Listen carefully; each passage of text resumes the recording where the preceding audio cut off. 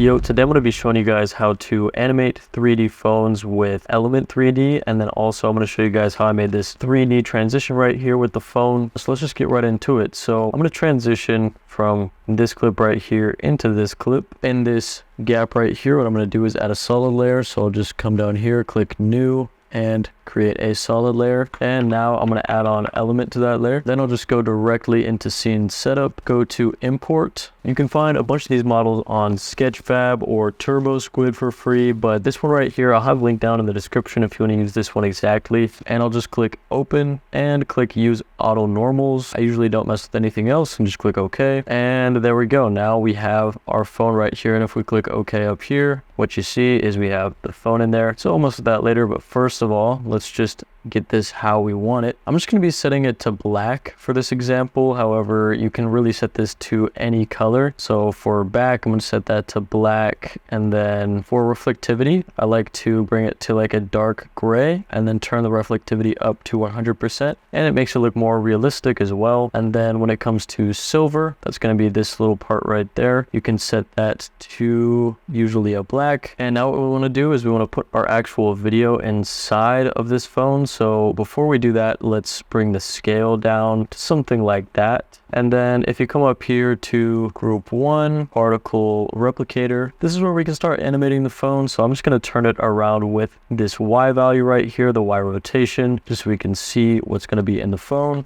So now I'm going to create a new composition. So this new composition isn't going to be actually what's in the iPhone. So we have to set the composition length and height to the correct dimensions. So I'll come up here to composition, click new composition, and then we're going to set it to 828 by 1792. And then in this composition is where we're going to stick in the first part of this video. So what I'm going to do here is I'm going to duplicate this layer and reverse it. So I'll right click, come up to time and click time reverse layer, and then I'll just copy that into the comp, paste it. So I'll change the rotation to around 90. It doesn't matter which way it's going to go really. It could go over here, it could go over here, but I'll just leave it over here for now and just get it as even as you possibly can. I'm using the keys on my keyboard here to do that, and there we go. So for now we're just going to leave this. So what we're going to do is we're going to pre-compose this layer and make sure to move all attributes into the new composition by clicking that little circle, click OK, and then we're going to copy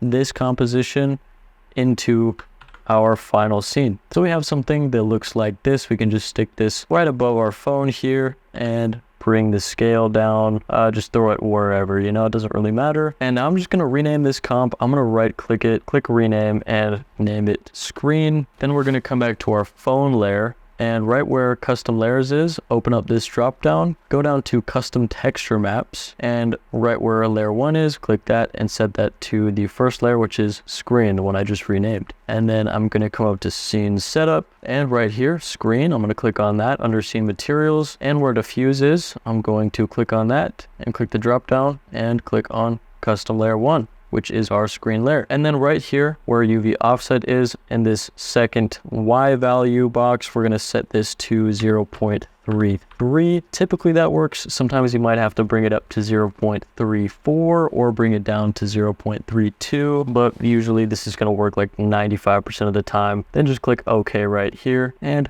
click OK again, and there we go. As you can see, when we're animating this, we see our scene is inside of the phone. And right now we don't need this. We are going to need it later, but I'm just going to make that invisible for now. So as you can see, the original clip is much brighter than the phone. That's because there's a filter over the screen layer inside of Element. So what we're going to have to do is come over to render settings, go to lighting, open up the additional lighting drop down, and right here you can increase brightness. So I'll increase it to something like 300%, and there we go. Now it matches up pretty well. And now what I'm going to do is shorten my comp layer to match my 3D element layer. Now I'm going to go into the composition, and then about halfway through where that phone spin is going to occur, I'm just going to delete the second half of the clip and insert a green screen in here, and there we go. So now we have something that looks like this. So far it's the original clip right here, and then halfway through it changes to the green screen. So what I'll do to start out is I'll just drag the element layer over a little bit so that it's over this first scene here. And then down here in rotation, we can start animating this. So using the Z rotation, I'll turn it so that it's in the correct orientation. And then I'll click S on my keyboard to bring up scale, and I'll scale it up so that it matches perfectly. So going from the original clip into that phone scene, it's going to be a pretty seamless transition. You can't even really notice. You just see the phone pop up a little bit right here. And then now we can just start keyframing some scale right here. So usually in the middle right here, I'll bring the scale